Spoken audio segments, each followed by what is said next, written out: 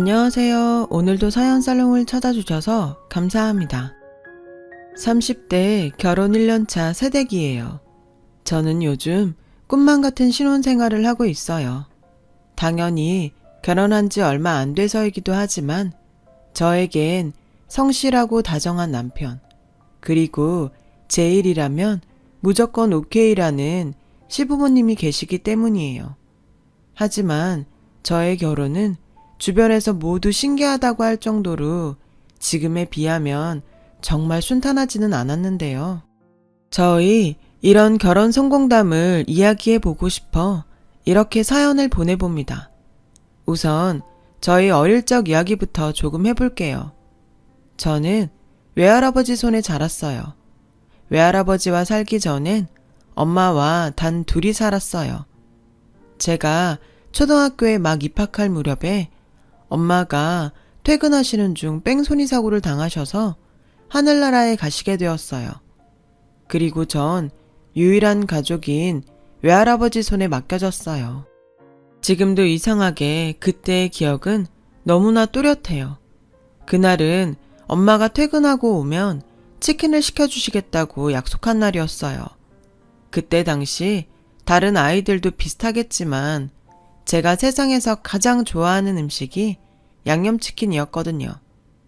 치킨 먹을 생각에 잔뜩 기대에 부풀어 엄마를 기다리는데 저녁 8시가 넘고 9시가 되어가는데도 엄마가 집에 돌아오지 않자 어린 마음에도 기분이 싸했어요. 불안한 마음에 아무리 전화를 걸어도 엄마는 받지 않았고 그렇게 한참 배가 고픈 것도 있고 불안에 떨고 있을 때 경찰 아저씨가 저희 집에 전화를 하셨어요. 전혀 실감나지 않는 이야기를 어렵게 꺼내시는데 그 순간 멍해져서는 이상하게도 그 뒤로는 아무런 기억도 나지 않아요. 그냥 어린 제가 불안을 꾸역꾸역 참으며 시계와 현관문을 계속 번갈아 봤던 그때만 또렷하게 기억이 남아있을 뿐이에요. 정신을 차렸을 땐 전 외할아버지 손을 잡고 외할아버지 집에 가고 있었어요. 외할머니는 이미 돌아가신 지 오래라 외할아버지 혼자 살고 계셨는데 제가 살던 집과는 달라서 당황했어요. 할아버지의 집은 낡은 집은 아니었지만 제가 살았던 집보단 오래된 집이었어요. 그때 당시 저희 외할아버지는 직업이 환경미화원이셨어요. 지금 생각해보면 할아버지는 정말 깔끔한 사람이었죠. 언제나 단정한 옷차림을 하고 다니셨고 정말 매너가 좋은 분이셨어요. 부모님이 없다는 현실을 깨닫게 된 건 초등학교 입학식이었어요. 아무리 둘러봐도 할아버지와 함께 입학식에 온 건 저 혼자였으니까요. 다른 친구들과 비교하면 당연히 티가 날 수도 있었지만 할아버지는 예쁜 새 옷을 입히고 새 가방을 매서 갔거든요. 그날 할아버지는 다른 아이들을 유심히 바라봤어요. 부모 없는 티를 내지 않기 위해서인지 할아버지는 남들보다 더 신경을 많이 써서 학교에 보냈어요. 어쩌면 외할머니라도 살아계셨다면 할아버지가 조금 편하시지 않을까라고 생각했어요. 저희 외할아버지 성격이 근검절약하셔서 저희 집엔 새로 사는 물건보다 할아버지가 주워오는 게 많았어요. 또 어찌나 손재주가 좋으신지 웬만한 고장난 물건은 할아버지 손이 닿기만 하면 뚝딱 고쳐지곤 했어요. 하지만 제게 관련된 일이라면 무조건 새 것으로 사주셨어요. 계절마다 예쁜 옷을 사서 입히셨고 2달에 한 번은 꼭 미용실에 데려가 머리를 했어요. 같은 반 친구들보다 항상 깔끔하고 세련되게 학교를 다녔죠. 사춘기가 돼서 할아버지가 저를 위해 얼마나 많은 고생을 하는지 조금씩 깨닫게 되자 무조건 성공하고 싶었어요. 제 나이에 할 수 있는 일은 공부밖에 없다는 걸 어느 순간 느꼈어요. 그래서 죽기 살기로 공부만 했어요. 주변 어른들은 무슨 애가 그렇게 공부 욕심이 많냐고 부러워하고 칭찬도 해주셨지만 사실상 제가 장학금을 받지 못하면 저는 대학을 갈 수 없다고 생각해서 절박한 심정으로 오로지 공부에만 매달렸던 거예요. 그 결과 학원 한번 다니지 않고 과외 한번 하지 않고도 전교 1, 2등을 다투는 모범생이 되었고 내신에 수능까지 잘 봐서 원하는 S대 법학과를 장학생 자격으로 입학하게 되었어요. 순전히 저 혼자의 힘으로 이루어낸 결과에 어깨가 으쓱했어요. 그런데 할아버지는 제가 그 좋은 대학을 전액 장학금으로 갔는데도 다른 날과 별반 다르지 않게 저를 대하셨고 그날은 그게 좀 서운하더라고요. 다른 집이면 지금 난리가 나도 여러 번 난리가 났을 텐데 만약 엄마가 돌아가시지 않았다면 얼마나 좋아하셨을까 그런 생각이 들자 저는 가장 기쁜 날인데도 눈물이 멈추지 않았어요. 그때였어요. 저희 집 초인종이 띵동 하고 울렸고 곧이어 맛있는 양념치킨 냄새가 제 코를 찌르는데 제 배는 분위기 파악도 하지 못한 채 꼬르륵거리는 거 있죠. 할아버지는 저에게 너 좋아하는 양념통닭이다. 내가 너 해줄 건 없고 이거나 맛있게 먹어라 하시며 당신은 치킨 한 조각도 드시지 않았어요. 괜히 치킨 무만 열심히 드셨죠. 할아버지도 좀 드세요. 아니야, 난 닭고기 안 좋아해. 난 이 무가 맛있더라. 너 많이 먹어. 저는 나중에 할아버지가 제 대학 합격 소식을 듣고 너무 좋아서 동네방네 자랑을 하셨다는 사실을 치킨집 사장님한테 듣게 되었어요. 치킨집 사장님 딸이 사실 저와 1, 2등을 다투었던 라이벌이었거든요. 사장님의 말씀에 따르면 저희 할아버지는 한껏 들뜬 모습으로 나타나 이렇게 외치셨대요. 우리 손녀가 제일로 좋아하는 양념통닭 토실토실한 놈으로 한 마리 주쇼. 아, 치킨무도 많이 주고. 저는 그 말을 듣는데 그날 치킨은 안 좋아하고 치킨무가 맛있다며 그것만 드셨던 할아버지가 떠올라 가슴이 먹먹했어요. 좋아하지도 않고 좋았던 기억도 없는데 이상할 정도로 저는 그 후로 할아버지만 떠올리면 가슴이 먹먹해졌어요. 할아버지는 대학에 가까운 자취방으로 떠나는 저를 배웅하시면서 이렇게 말씀하시더라고요. 지연아, 그동안 할아버지가 못해준 게 많아서 참 미안해. 창피한 일이지만 난 널 어떻게 키워야 하는지 전혀 몰랐어. 근데 넌 스스로 뭐든 할 수 있는 아이여서 난 더 해줄 게 없었단다. 지금 생각해보면 고마웠지만 그만큼 너 혼자 애쓰게 해서 할애비가 미안하다. 가서 공부 열심히 하고 꼭 반듯한 법관이 되거라. 부족한 할애비 밑에서 잘 커져서 고맙다. 저는 그 후로 한순간에 철이 들어버렸어요.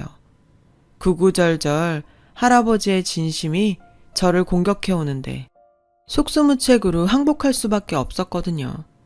그 후 늘 가슴속엔 반듯한 사람이 되자고 다짐하고 또 다짐했어요. 그리고 하루빨리 성공해서 외할아버지에게 효도를 하겠다는 마음으로 또 죽기 살기로 공부를 했죠. 그래서 저는 연애는 물론이고 남들 다 한다는 캠퍼스 생활도 누리지 못했어요. 하지만 후회는 없었어요. 전에는 성공하겠다고 독만 품고 공부를 했다면 그때는 할아버지를 기쁘게 해드리고 더 나아가 훌륭한 법관이 되겠다는 꿈이 있어 하루하루가 저에겐 알차고 소중했거든요. 저는 장학생 혜택으로 학비 걱정 없이 대학을 졸업할 수 있었고 할아버지의 바램대로 법관이 되기 위해 지금은 폐지된 사법고시를 준비했었어요.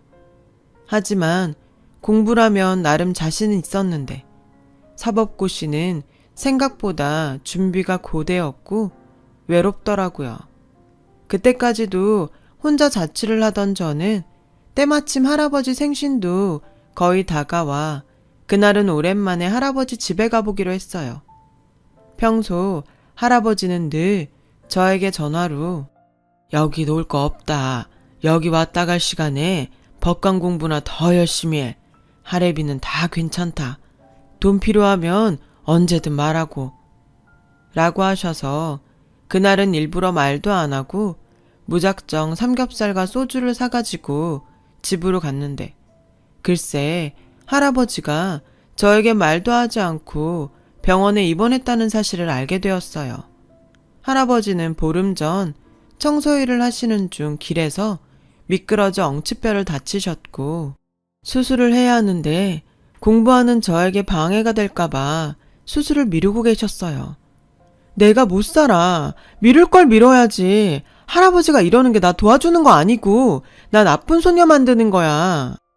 너 공부하는데 방해되잖아. 할애비가 도움은 못 되면서 방해가 되면 쓰나. 만약에 내가 할아버지처럼 병원에 입원했는데 할아버지한테 미안해서 연락도 못하고 수술 동의서도 못 받아서 수술도 못하고 있으면 할아버지는 어떨 것 같아? 아니 그게 무슨 미안할 게 따로 있지. 그거 봐요. 내가 아까 집에 가서 얼마나 놀랐는지 알아? 치킨집 사장님이 얘기 안 해주셨으면 공부고 뭐고 내가 걱정돼서 공부가 됐겠어? 알았어. 그만 혼내. 오랜만에 봐서 반가워 죽겠는데 계속 혼만 내냐? 속상해서 그러지. 그러지 말고 우리 손녀 공부는 잘 돼가냐? 할애비가 내일 또 양념통닭 사주랴? 오랜만에 본 할아버지는 많이 야위셨지만 저를 오랜만에 봐서인지 연신 허허 웃으시며 저에게 다정하게 말씀하셨어요. 어릴 땐 늘 할아버지가 과묵하고 무섭다고 생각했는데 지금 보니 할아버지는 오히려 정반대로 아이 같고 다정한 분이셨어요. 할아버지의 수술은 걱정했던 것보다 예후가 좋았지만 연세가 있으신 만큼 퇴원은 최대한 천천히 하기로 했어요. 할아버지는 병원비가 많이 나온다며 한사코 퇴원을 하신다고 했지만 할아버지를 옆에서 챙겨줄 사람도 없으니 그냥 병원에 계시라고 고집을 피웠어요. 알았어. 생전 고집이라고는 피울 줄 모르나 보다 했더니 지금 보니 지 엄마랑 고집 센 게 판박이구만. 내가 졌어. 알았으니까 넌 얼른 공부하러 가. 할아버지, 약속이에요. 돈 아깝다고 퇴원해서 다시 안 좋아지면 그게 더 비싸. 아셨죠? 저는 신신당부를 하고 공부를 하러 갔어요. 그리고 그날 저녁은 늦게까지 공부를 하고 자취방으로 돌아가는데 이상하게도 누군가 뒤에서 따라오는 기척을 느꼈고 주택가 골목 원룸에서 자취를 하던 전 슬슬 무서워지기 시작했어요. 누군가에게 전화를 걸면서 가면 좀 나을까 하고 핸드폰을 들어 연락처를 받지만 그동안 공부만 한 탓에 사적으로 전화를 할 곳이 마땅치 않았어요. 그렇다고 할아버지에게 전화를 걸 수도 없었고요. 저는 하는 수 없이 냅다 뛰기 시작했어요. 제 뒤를 천천히 따라오던 남자는 제가 갑자기 뛰어가자 자기도 뛰기 시작했고 치안이라는 확신이 든 저는 자취방 위치가 노출될까 두려워 전력 질주하며 동네 파출소를 찾아 뛰어갔어요. 도와주세요. 치안이 쫓아와요. 저는 숨을 헐떡이며 파출소에 들어가자마자 그렇게 외쳤어요. 그랬더니 어떤 젊은 순경이 저에게 다가와 괜찮냐고 물었고 파출소 밖을 나가 치안으로 의심되는 사람을 찾는 듯 보였어요. 5분쯤 지났을까? 순경은 다시 파출소로 들어왔고 물 한 잔을 저에게 건네며 괜찮다고 저를 진정시켜 주었어요. 그리고 아주 고맙게도 저희 자취방까지 저를 데려다 줬고 자신의 연락처를 알려주며 늦게 집에 들어갈 때 미리 연락하면 버스 정류장에서 자취방까지 동행해 주겠다고 했어요. 어찌나 고맙고 든든하던지. 이 사람이 바로 지금의 저의 남편이에요. 저는 그 후로 늦은 시간엔 밤길을 다니지 않는데요. 남편은 그런 제가 늘 마음에 걸려서 근무일이 아닌 날에도 밤에는 일부러 저희 동네 순찰을 자처했다고 했어요.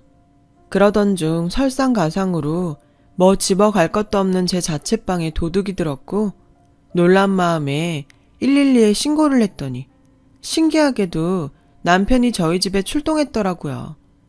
저희는 그렇게 인연을 맺게 되었어요. 남편은 늘 혼자 있는 저를 챙겼고 저를 챙겨주는 남편에게 호감을 가지며 본격적인 연애가 시작되었죠. 남편은 자기도 경찰 시험을 준비하면서 겪었던 경험이 있었기에 그야말로 물심양면 저를 도와주었어요. 그 무렵 병원에서 퇴원한 할아버지는 저희 반대에도 환경미화원 일을 하시겠다고 고집을 피우셨어요. 저는 그런 할아버지를 혼자 둘 수 없어서 다시 할아버지와 함께 살기로 결심했어요. 물론 할아버지는 제가 집에 돌아오는 것을 반대했어요. 여기는 좁고 어수선해서 너 공부하는데 하나도 도움이 안 돼. 그러니까 원래 너 살던 대로 가. 그러게 이참에 좀 치우고 살면 좋겠네. 아니, 왜 갑자기 여기로 온다고 난리야. 할애비 수술도 잘 끝났고 진짜 괜찮으니까 할애비 말 들어. 나도 괜찮다니까. 오히려 이젠 따로 살면 할아버지 걱정돼서 공부가 안 돼. 할아버지는 결국 손녀의 고집에 뜻을 굽히셨어요. 할아버지는 저 때문에 못 살겠다고 하셨지만 저는 분명 봤어요. 제 앞에서 등을 돌리시면서 살짝 올라가는 할아버지의 입꼬리를요. 저는 그 후 아이러니하게도 공부와 연애를 동시에 하면서 마음의 안정을 찾아갔습니다. 그 결과 저는 사법고시에 최종 합격하게 되었어요.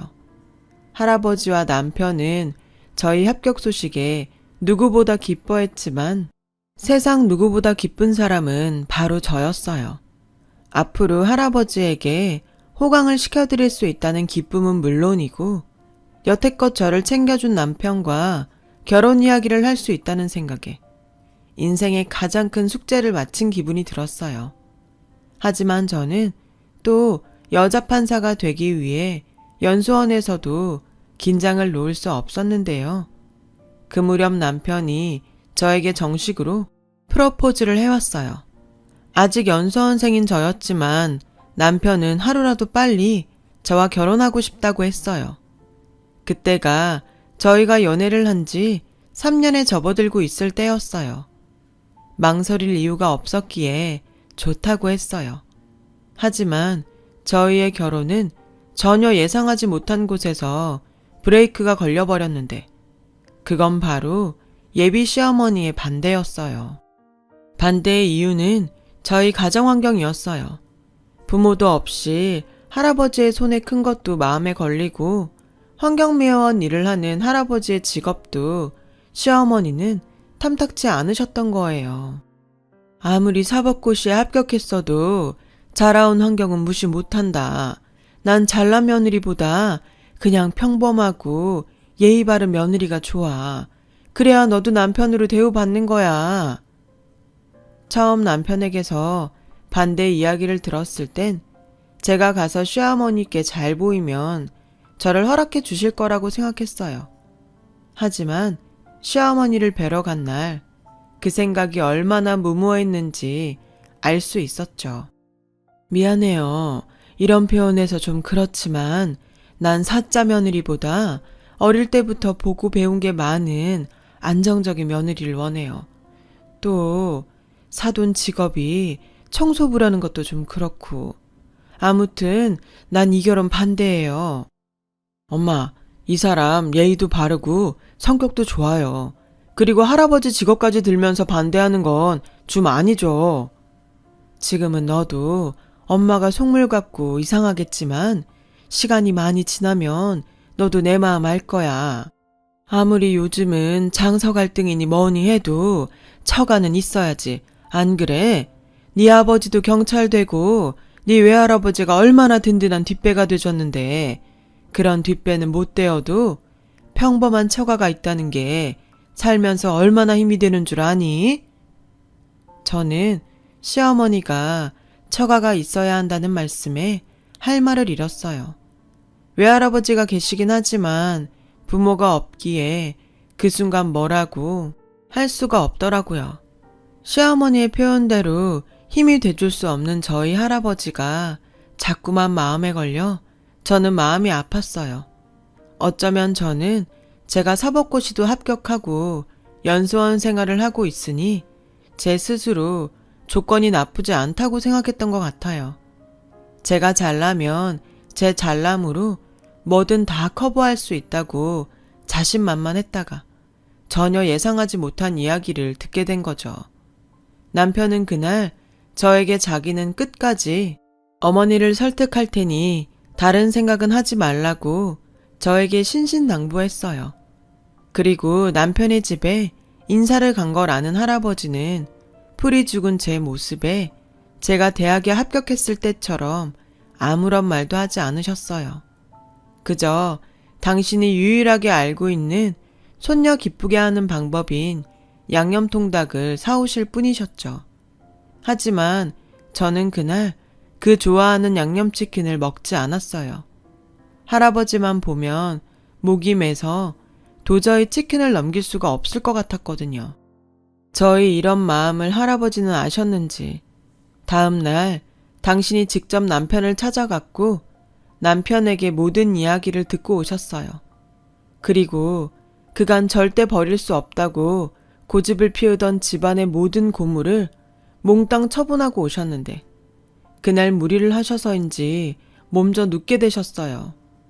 그렇게 치우라고 할 땐 안 된다고 하더니 혼자 그렇게 무리하면 어떡해. 의사 선생님이 무리하지 말라고 했잖아. 속 시끄러워서 그거라도 치우면 나을까 했지. 무슨 일 있어요? 할아버지는 그 뒤로 꿀먹은 벙어리처럼 입을 굳게 닫으셨어요. 아마 제가 당신 말을 듣고 마음을 다칠까 우려해 차라리 당신 입을 닫자고 생각하신 것 같았어요. 그러던 어느 날이었죠. 남편은 평소 가장 존경하는 자신의 아버지에게 SOS를 요청했고 저와 저희 할아버지를 모시고 저녁을 함께 먹자고 하셨어요. 당연히 저를 반대하는 시어머니도 함께요. 남편 말에 의하면 시어머니는 당신의 남편 말이라면 찍소리를 못 하셨는데 남편의 말을 듣고 사람을 그런 잣대로 판단하면 되겠냐고 시아버지께서 시어머니께 뭐라고 하시고 그냥 가볍게 식사라도 한번 하자고 하셨대요. 하지만 그날의 충격이 저에겐 컸는지 남편의 그 말에도 선뜻 나서고 싶은 마음이 들지 않더라고요. 오히려 저희 할아버지는 저에게 네가 뭐가 꿀려서 그래. 가서 당당하게 하고 싶은 말 다 해. 이 할애비가 네 옆에서 딱 네 편이 돼줄라니까. 라며 가자고 하셨어요. 그렇게 내키지 않은 상견례 아닌 상견례 같은 날이 되었어요. 그래, 그날은 경황이 없어서 아무 말도 못했지만 오늘은 결혼 그까짓 거 못해도 그날 못한 말 다 하고 오자 라는 심정으로 가게에 들어갔어요.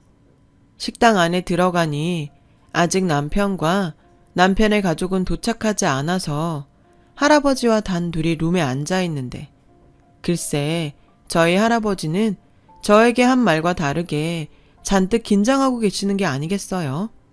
그 모습을 보는데 어찌나 마음이 절절해 오는지 나한테는 당당하게 하고 싶은 말 다 하라면서 할아버지는 왜 그렇게 떨어? 내가? 할애비 안 떨어. 에이, 잔뜩 긴장했잖아. 얘가 지금 뭐래? 아니야. 거참 사람들이 약속 시간을 안 지키네. 그때였어요. 문이 열리고 남편과 남편의 가족들이 룸에 들어오는데 그때부터 이미 시어머니의 얼굴은 내키지 않는다는 것은 물론이고 딱딱하게 굳어있는 게 보였어요. 저는 그 순간 이 결혼은 정말 어렵겠구나 하며 포기하게 되었는데 그 순간 저희 할아버지의 거칠지만 따뜻한 손의 온기가 제 손에 느껴졌어요. 당신 말대로 제 옆에서 제 편이 돼주겠다는 할아버지의 마음이 그 손에 고스란히 전해져 오는 것 같았어요. 그리고 그때 전혀 예상하지 못한 일이 벌어진 거예요. 가족 중 가장 늦게 도착한 시아버지께서 저희 할아버지를 보는 순간 무슨 이유인지 많이 놀라시는 것 같더니 그 자리에서 저희 할아버지에게 정말 갑자기 큰 절을 하시는 게 아니겠어요? 정작 저희 할아버지도 영문을 몰라서 어리둥절해 있는데 시아버지는 떨리는 목소리로 이렇게 말씀하셨어요. 저 기억 안 나세요? 제가 우리 애만 할 때 경찰 시험 보러 가야 하는데 신분증이랑 수험표 든 봉투 잊어버렸다고 쓰레기 더미에서 찾고 있었잖아요. 아, 그때 피죽도 못 먹은 것처럼 깡마른 총각이. 네, 저예요, 어르신. 그날 저 대신 그 많은 쓰레기 다 뒤지시면서 제 거 찾아주시고 시험장 늦는다고 택시 타고 가라고 택시비도 주셨잖아요. 그래, 생각나네. 그때 그 총각을 여기서 다 보는구만. 그래, 그때 시험은 어떻게 잘 봤나?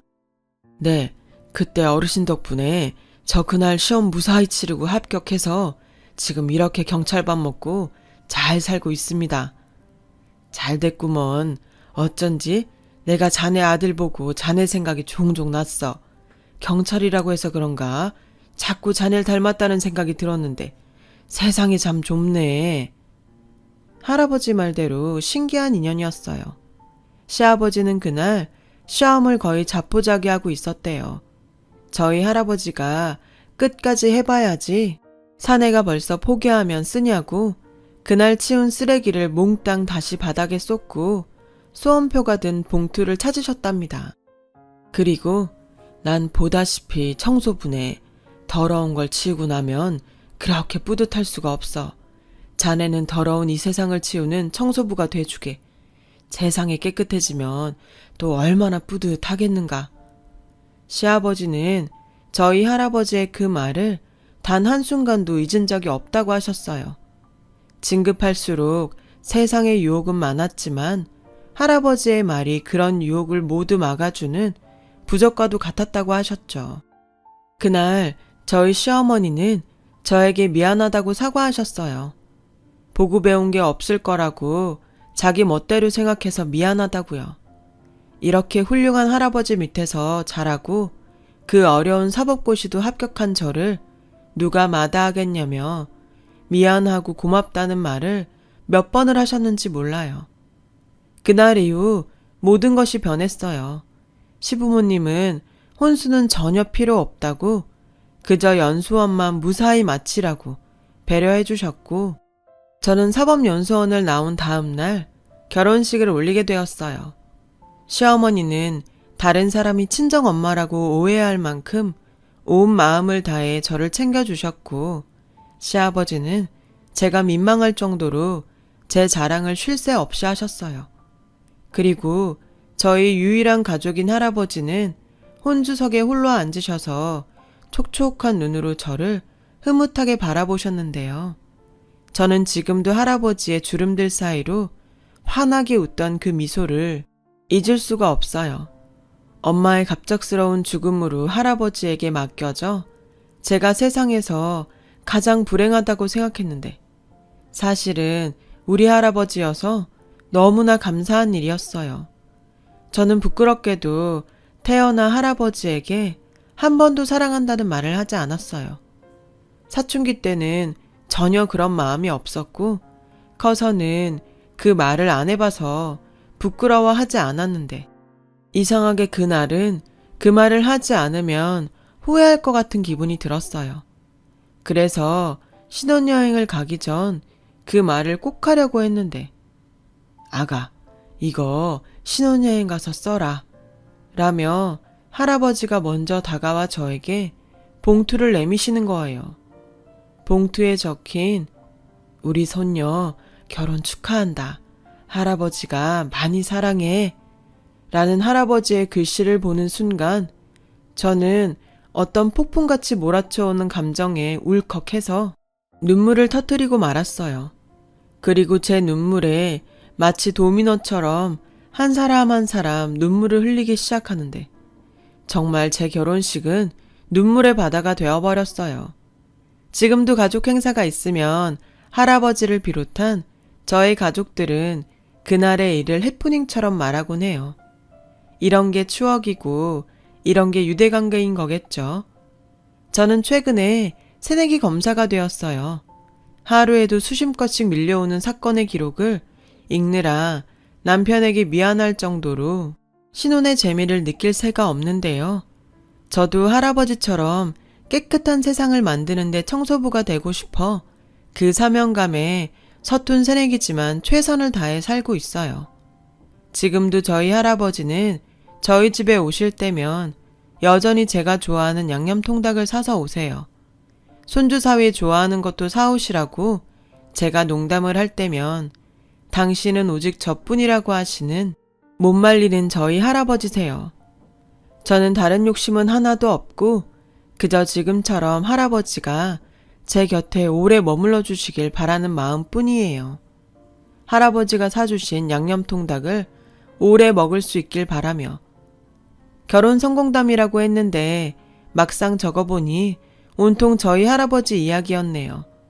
마지막으로 존경하는 할아버지, 세상에서 제일로 사랑합니다. 긴 이야기 들어주셔서 고맙습니다. 제 사연을 들어주신 모든 분들이 늘 행복하고 감사한 날 되시길 바랄게요. 여러분, 사연 댓글에 응원과 현명한 조언 부탁드려요. 좋아요와 구독은 저에게 큰 힘이 됩니다. 오늘도 좋은 일 가득하세요.